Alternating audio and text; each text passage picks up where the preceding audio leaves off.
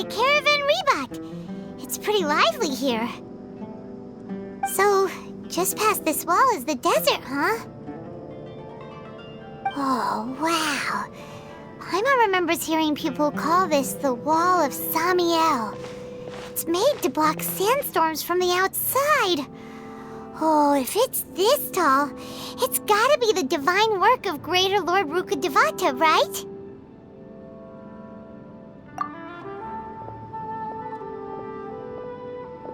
Enough gawking. Come on, follow me. Huh? Over here. Oh, Haytham went that way! Let's hurry up and follow him. Wonder what he's up to.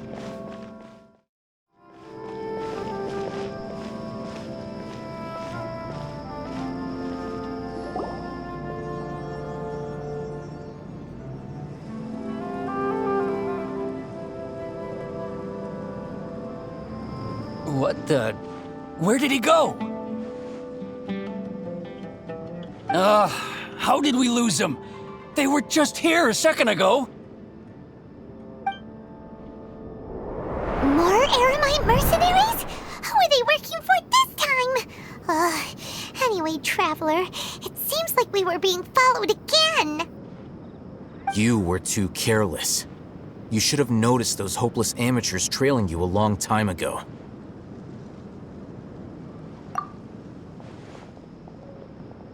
There's no need to thank me.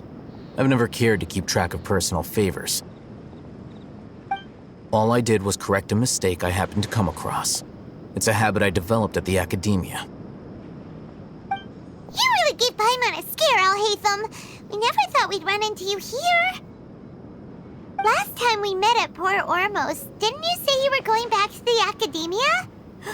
Wait, don't tell Paimon that you're here to take us back on their orders. Oh, so you've already landed yourselves on the Academia's hit list. I can't say that I didn't expect it. However, had I wished to turn you over to the Academia, don't you think you'd already be the Eremites' honored guests by now? Oh, right. You do have a point. I have no interest in running errands for that project. As a scholar, I've always belonged to the camp that promotes researcher autonomy. And these days, you're more fascinating than anything the sages can offer. Not quite. To tell you the truth, I'm still investigating the Divine Knowledge Capsule. Unfortunately, I've run into some difficulties.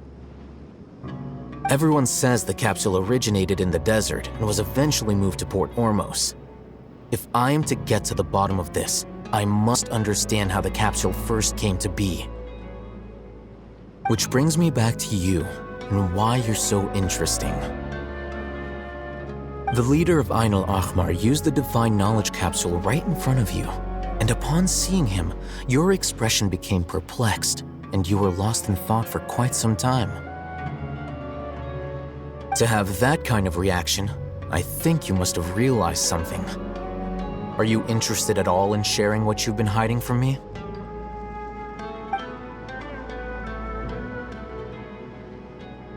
Alhaitham, you really have a ridiculous eye for detail. What kind of person even notices or remembers stuff like that?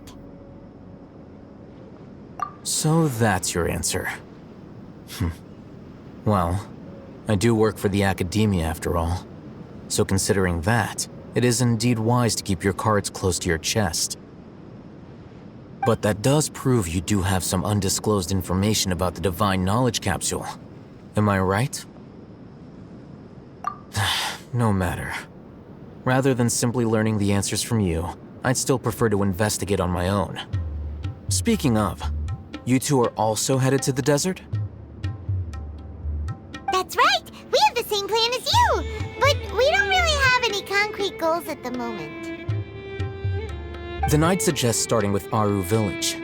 It's the largest settlement in the desert, so it'll probably have more resources and intel than anywhere else.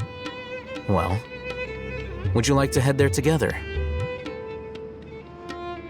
It's always better to travel with someone you know. Let's go!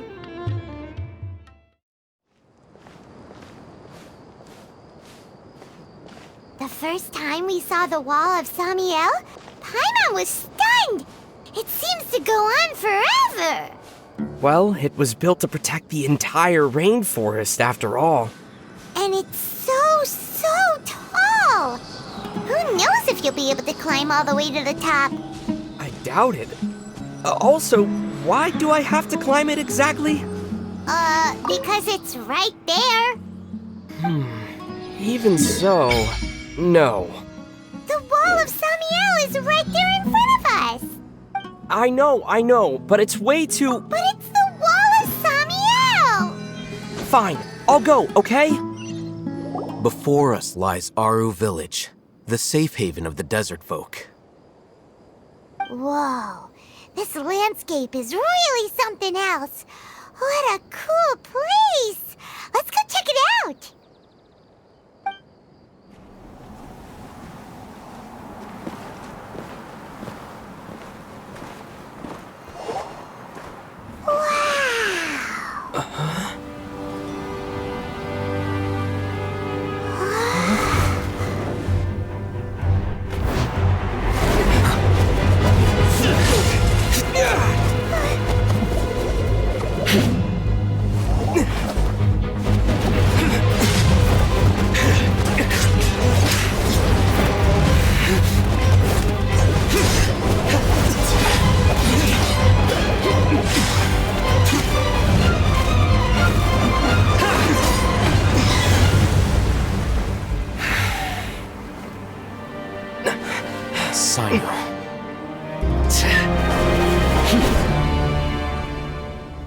Unless my memory fails me, we have barely spoken 2 words to each other before now at the Academia. Would you care to enlighten me as to when and how I invited the General Mahamatra's wrath? Oh, Haytham, do not think you can escape my judgment just because you managed to escape my attack. Judgment? So that's how you'd characterize your actions here, is it? Or would elimination perhaps be a more accurate description? Had I used my full strength, not even this traveler would have been able to stop me. Though styled like an assassination, I sought only to ensure that my target would be unable to flee or resist. Standard practice for the Matra, as well you know. Seemed to me more like your own personal touch. Who is that, Alhaitham? Did you call him General Mahamatra? Yes. General Mahamatra Sino, head of all the Matra at the Academia. He's a formidable hunter, and the ultimate nightmare for any who have committed academic crimes. You seem to have placed a lot of trust in Alhaitham, to the point of blocking an attack for him. If I were you, I'd never choose to side with him. I wouldn't believe a single word that comes out of his mouth. I have been pursuing this scribe for a long time. I urge you, stand back and do not seek to defend him any longer. Otherwise, there will be consequences. Has Alhaitham done something wrong? Paimon doesn't think he's as bad as you've made him out to be. I won't waste my breath explaining things. Alhaitham, I saw it during our fight. Take it out. The divine knowledge capsule you're hiding on your person. Unless you want me to retrieve it for myself. Very perceptive of you. Nothing escapes a Matra's senses.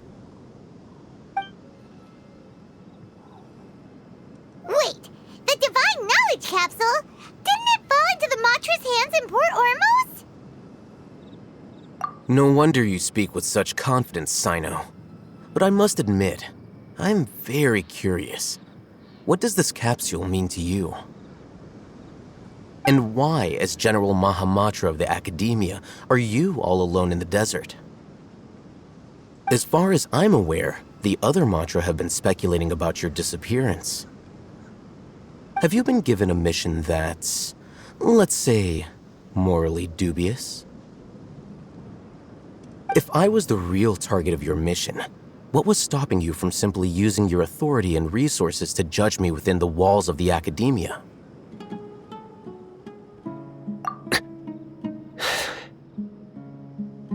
I should have known you'd be difficult to deal with.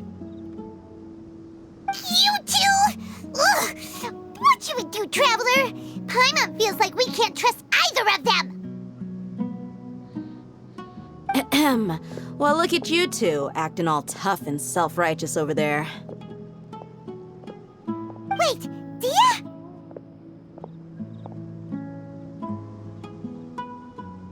Great! Finally, someone that we can trust! You gotta help us out here, otherwise these two are gonna start fighting again! Yeah, sure looks that way. Two giants from the academia duking it out once and for all. Not something you get to see every day, that's for sure. Listen, I know you academic types love to fill up your big brains with self-righteous morality and lord your empty rules and virtues over each other. But how dare you bring your petty disputes into the safe haven of Aru Village? It seems like someone's gonna have to beat some sense into your thick skulls until you finally learn to respect these grounds.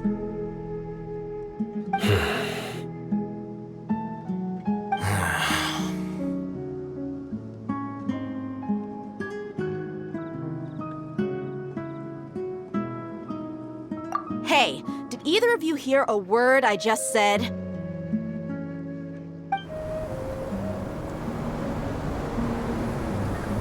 Whoa, what's going on? The wind's so strong! Is this a sandstorm? Paimon's gonna get blown away! Another sandstorm? What's up with these recently? Hey! All of you, over here, quickly! We have to take cover! Someone's calling for us! Oh, this wind is too strong! Let's get over there! That sounded like Candace. Come on, you two. Jeez, are all of you academia folks such hard work? Move it! All right, stop yelling.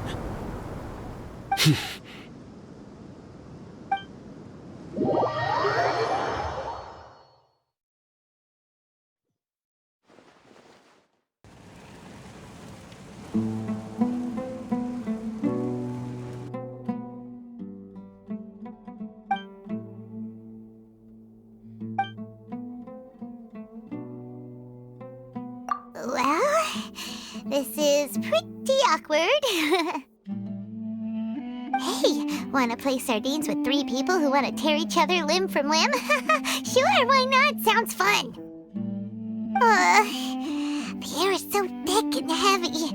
Paimon can hardly keep floating anymore. My sincere apologies, everyone. This is the home of our village chief. I will have to ask you to make do with this small room until the sandstorm dies down. Please, let me introduce myself. I am Candace, protector of Aru Village. Our savior has come at last! Nice to meet you, Candace. The name's Paimon. Thank you so much for helping us. There's no need to thank me. It's only right to help each other when the weather gets rough. Wow, she's so gentle and caring, like a nice older sister. Unlike those guys over there. All right, now that we're all better acquainted, we should return to the topic at hand. As a guardian charged with the responsibility to protect my fellow villagers from harm, I was observing your conflict from afar, even before the sandstorm started. And now that you have set foot within our village itself, it is all the more my responsibility to make absolutely sure that you pose no threat whatsoever to us. So please, have an honest and sincere conversation with one another and put your hostile feelings to rest. If anyone dares to start anything again while they are under this roof, I will not hesitate to send them out for some quality time with the creatures of the sandstorm. On second thought, Paimon may have misjudged Candace's character. And that goes for you too, Miss Dia. Do I make myself clear? All right, we got it, Candace. That's what I like to hear. So, which of you will begin?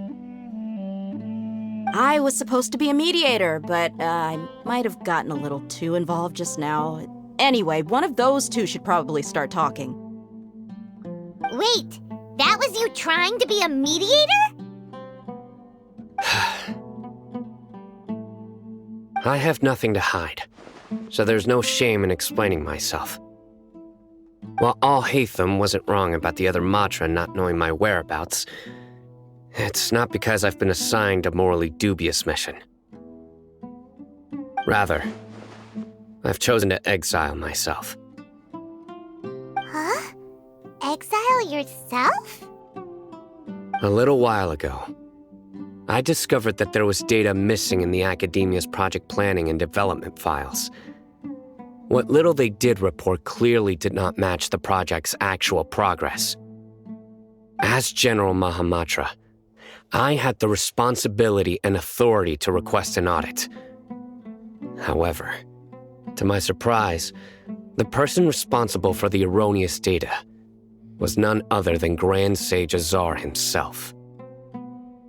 I tried to investigate the issue myself before submitting a formal audit request, but I soon found that all leads and potential pieces of incriminating evidence were carefully concealed from me. I began to realize that they were cautious of me from the very beginning. Unsurprisingly, the Grand Sage rejected my audit request as soon as the submission reached his desk. He even said to me, "The power of the General Mahamatra is granted by the sages. You have no right to judge us." So they really are up to no good.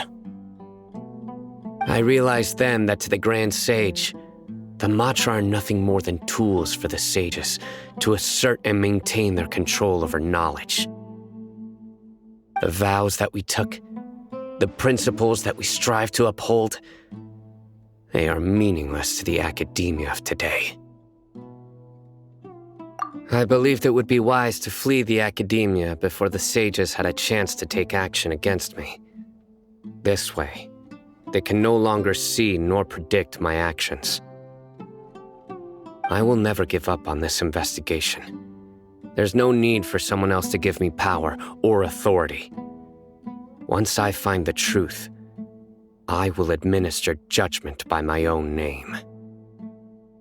Sino seems to have the same goal as us. We're all investigating the sages. Plus, now that he's no longer the General Mahamatra, he somehow feels a lot less scary. Well, Sino, if that's your story, then why did you see Alhaitham as a target?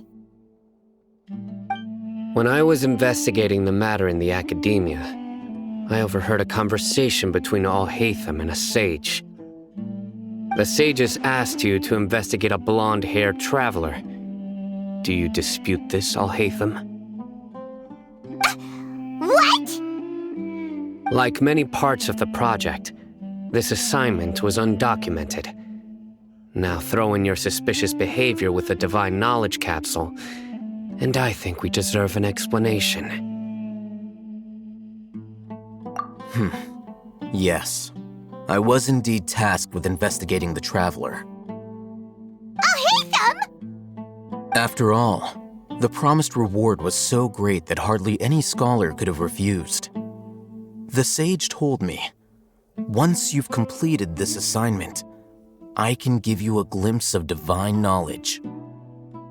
A most enticing offer.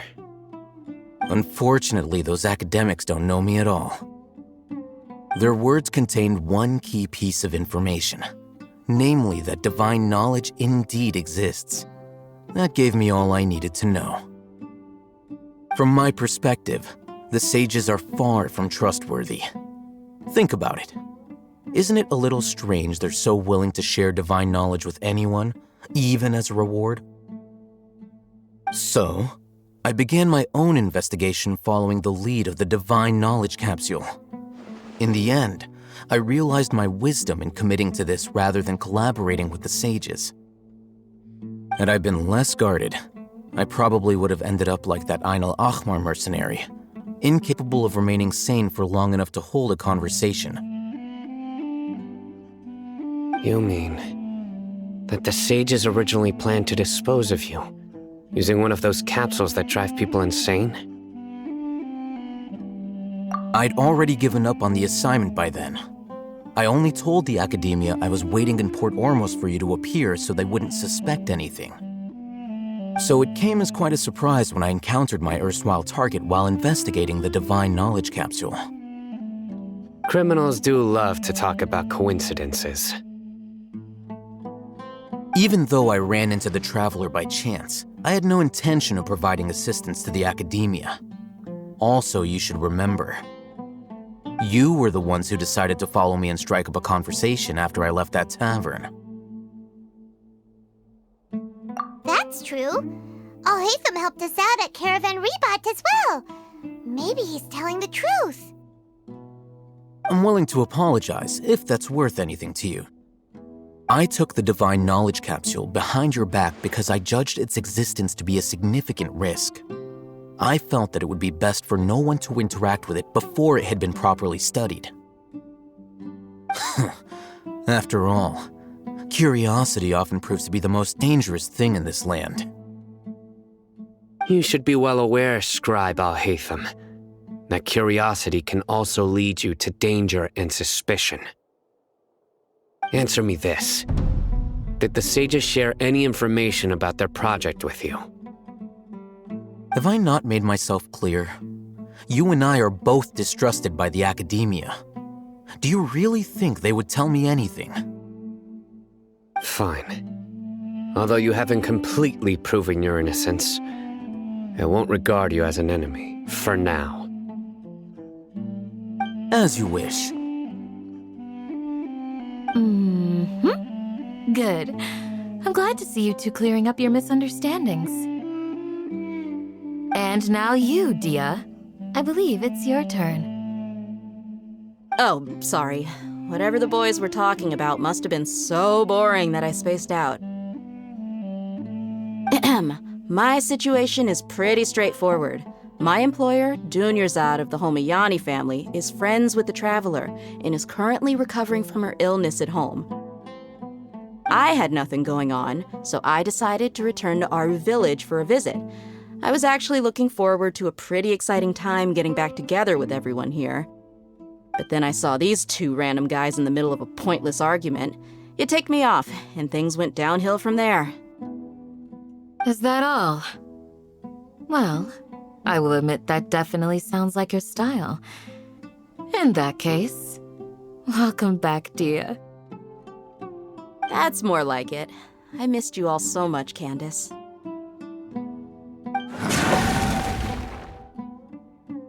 Whoa! What was that sound? No need to worry. Now that you're no longer at each other's throats, please make yourselves at home. I'll take a quick trip outside to clear out some of those creatures in the sandstorm. Creatures? In the sandstorm? Are you sure you don't want some backup? Fighting in a sandstorm is not for the faint-hearted. Anyone without extensive training in these conditions is at a disadvantage. You needn't worry. Yeah, just leave him to Candace. Don't worry, she's as tough as they come.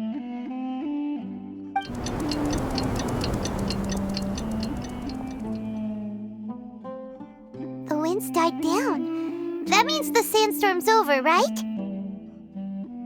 Candace still isn't back yet, though. Is she alright? Maybe we should go out and check on her. When you put it that way, even I'm starting to feel a little worried. All right, let's go. We've been here long enough, and the boys are as chatty as the floor.